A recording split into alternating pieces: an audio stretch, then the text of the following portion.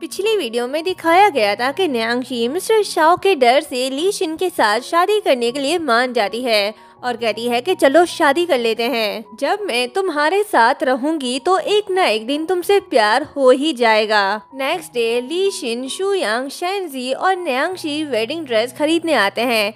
न्यांगशी wedding dress पहनकर जैसे ही बाहर आती है तो उसे देखकर ली शिन देखता ही रह जाता है और शू यांग के तो होश ही उड़ जाते हैं। कहीं न कहीं शू यांग भी न्यांगशी से प्यार कर बैठा है, लेकिन वो शायद ये मानने से डर रहा है क्योंकि ली शिन उसका बॉस नहीं भाइयों जैसा है और वो ये भी जानता है कि ली शिन न्यांगशी से बेहद प्यार करता है। वो उसे खुद से कभी दूर होने नहीं दे सकता, इसलिए वो ली शिन को धोखा नहीं देना चाहता।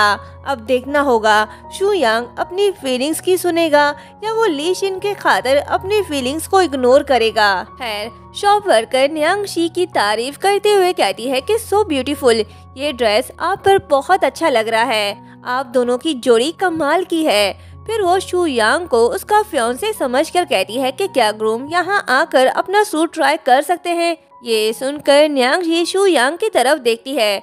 शू यांग उसे कुछ नहीं कहता, लेकिन शेंजी जेलस होकर उसके पास आती है और कहती है कि क्या तुम अंधी हो, तुम्हें पता नहीं ग्रूम कौन है। धूला ये नहीं, मेरा भाई ली शिन है। शॉप वर्कर सॉरी कहने लगती है। शेंजी कहती है कि अपने स्टोर मैनेजर को कॉल करो, उसे अभी के अभी यहाँ बुलाओ, ऐसे स्टूपिड लोग हमें सर्व करने के लायक नहीं।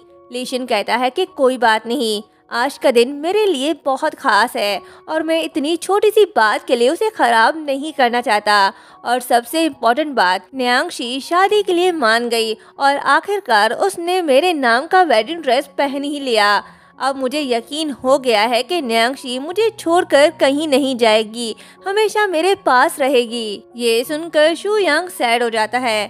शेंजी कहती है कि भाई तुम सच में बहुत सेल्फिश हो, जब तुम्हारी फियांसे तुम्हारे सामने होती है तो तुम अपनी इकलौती बहन को भूल जाते हो, ये ठीक नहीं है। ली शिन कहता है कि तुम मेरी लाडली बहन हो, मैं तुम्हें कैसे इग्नोर कर सकता हूँ। चलो जाओ अपनी पसंद का ड्रेस चुन लो, मेरी बहन मेरी शादी में प्रिंसेस दिखनी चाहिए।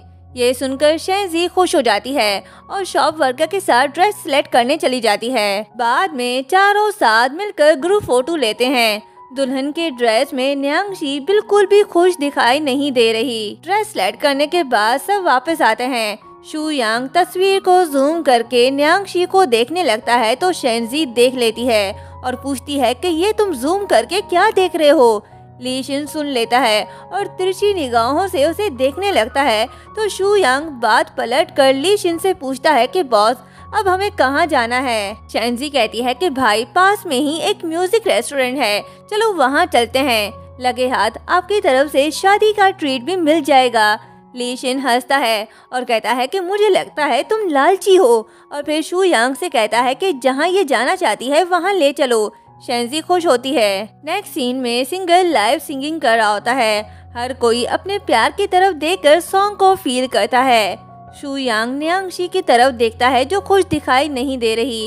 वो कहीं न कहीं ये बात जानता है कि न्यांगशी इस शादी से खुश नहीं है। न्यांगशी भी उसे देखने लगती है।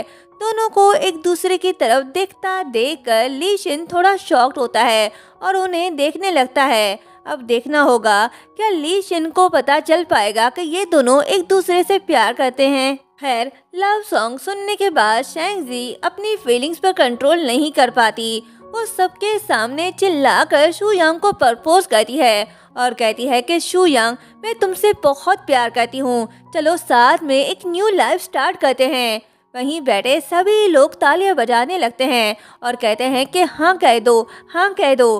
पर शू यांग कोई जवाब नहीं देता, वो बस न्यांगशी को देख रहा होता है। पहले तो ली शिन शेंजी के लिए खुश होता है, पर जब वो देखता है कि अभी तक न्यांगशी और शू यांग एक दूसरे को देख रहे हैं तो उसकी हंसी रुक जाती है। वो शू यांग से कहता है कि शेंजी मेरी बहन है, उसे कभी हर्ट मत करना। शेंजी शू यांग के जवाब का इंतजार कर रही होती है।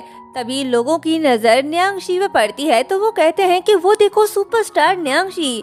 वो उसकी तस्वीरें लेने लगते हैं तो न्यांगशी गुस्सा होकर कहती है कि बस बहुत हुआ, तुम सबने काफी तस्वीरें ले ली। फिर ली शिन से कहती है कि मैं बहुत थक गई हूँ, वापस जा रही हूँ और आज मेरा तस्वीर निकलवाने का कोई मूड नहीं। ये कहते ही वो चली जाती है। ली शिन अपसेट हो जाता है और शू यांग से कहता है कि तुम उसके साथ जाओ। शू यांग उसके पास चला जाता है। लेट नाइट ली शिन शू यांग से कहता है कि मैंने कभी दोस्त नहीं बनाए, लेकिन मैं तुम्हें अपना सबसे अच्छा भाई मानता हूँ। मैं न्यांगशी से बहुत प्यार करता हूँ, हालांकि मैं जानता हूँ कि वो बहुत से सीक्रेट मुझसे छुपा रही है। मैं ये भी जानता हूँ कि वो मुझसे इतना प्यार नहीं करती जितना मैं उससे करता हूँ, लेकिन मैं फिर भी अपने प्यार पर कंट्रोल नहीं कर पा रहा। मैं उसे किसी और का होते हुए नहीं देख सकता। वो सिर्फ मेरी ली शिन की वाइफ बनेगी। मुझे डर है कि शादी से पहले कोई उसे मुझसे छीन कर ले जाएगा। सो प्लीज मेरे लिए उस पर नजर रखो, क्योंकि मैं तुम्हारे अलावा किसी और पर ट्रस्ट नहीं कर सकता। शू यांग हाँ कहकर जाने लगता है तो ली शिन उसे रोकता है और कहता है कि क्या मैं तुम पर ट्रस्ट कर सकता हूँ। शू यांग कहता है हाँ, आप हमेशा मुझ पर ट्रस्ट कर सकते हो। ये कहते ही वो जैसे ही बाहर आता है तो शेंजी खड़ी होती है।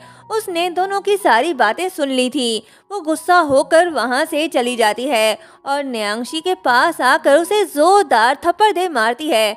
बदले में न्यांगशी भी उसे थप्पड़ दे मारती है तो शेंजी कहती है कि तुम्हारी हिम्मत कैसे हुई मुझ पर हाथ उठाने की। न्यांगशी कहती है कि पहले तुमने मुझ पर हाथ उठाया, उसके बदले मैंने भी तुम्हें थप्पड़ दे मारा, हिसाब बराबर। शेंजी कहती है कि मैं तुम्हें इस सीजर से मार डालूंगी। न्यांगशी कहती है कि आओ मारो मुझे, अब मैं तुम्हें बेवकूफ कहूँ या नादान? तुम्हें क्या लगता है मैं इस छोटे से सीजर से डर जाऊंगी? तुम ली शिन की बहन हो तो कोई और तुमसे प्यार क्यों करेगा? तुम किसी को भी खुद से प्यार करने के लिए फोर्स नहीं कर सकती। तुम और शू यांग दोनों ही बेवकूफ हो। तुम खुद को प्रिंसेस समझती हो। तुम्हें लगता है कि तुम फेरी टेल वर्ल्ड में रह रही हो, लेकिन नहीं, ये कोई फेरी टेल वर्ल्ड नहीं, असल दुनिया है। क्या हुआ? सच जानकर गुस्सा आ रहा है?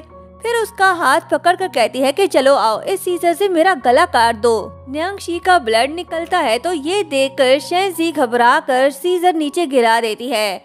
न्यांगशी कहती है कि अगली बार किसी को मारने से पहले चाकू को कस कर पकड़ लेना। शेंजी कहती है कि तुम कितनी पागल हो। ये कहते ही वो चली जाती है। न्यांगशी दरवाजा बंद करने लगती है तो बाहर खड़ा शू यांग उसे देख लेता है और ये भी कि उसके गले से खून जा रहा है, पर चाहते हुए भी वो उसके पास नहीं जाता। न्यांगशी दरवाजा बंद कर देती है। एक तरफ न्यांगशी तड़प रही होती है तो दूसरी तरफ शू यांग, पर दोनों चाहते हुए भी एक दूसरे के करीब नहीं जा सकते। दोनों की अपनी मजबूरी, रोने और तड़पने के अलावा कुछ कर भी नहीं सकते। शू यांग कार में बैठकर ली शिन के ऑर्डर को फॉलो कर रहा होता है। ली शिन कॉल पर उससे कहता है कि वो हर वक्त न्यांगशी के साथ रहे।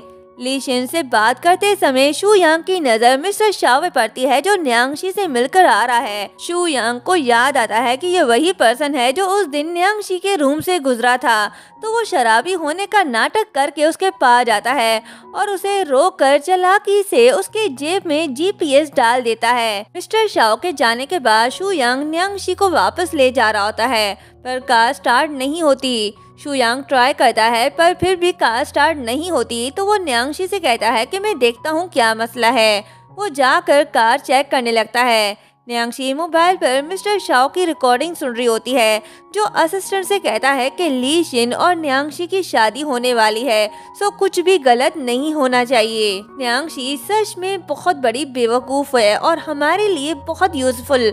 उसे ये सच कभी पता नहीं चल पाएगा कि उसके डैड को मारने वाला और कोई नहीं, मैं ही था। ये सुनकर न्यांगशी शॉक्ड होती है। तभी पास्ट का सीन दिखाया जाता है कि जब मिस्टर शाओ ने उसे अडॉप्ट किया था तो तब ही उसने ठान लिया था कि वो उसे अपनी बेटी बनाकर रखेगा, ताकि उसे कभी भी ये सच पता ना चल पाए कि उसके डैड को मारने वाला वही था। और यहीं पर ये पार्ट एंड होता है। सच जाने के बाद न्यांगशी अब क्या करेगी? क्या वो अपने डैड का बदला लेगी? नेक्स्ट पार्ट देखना मत भूलिएगा। Thank you.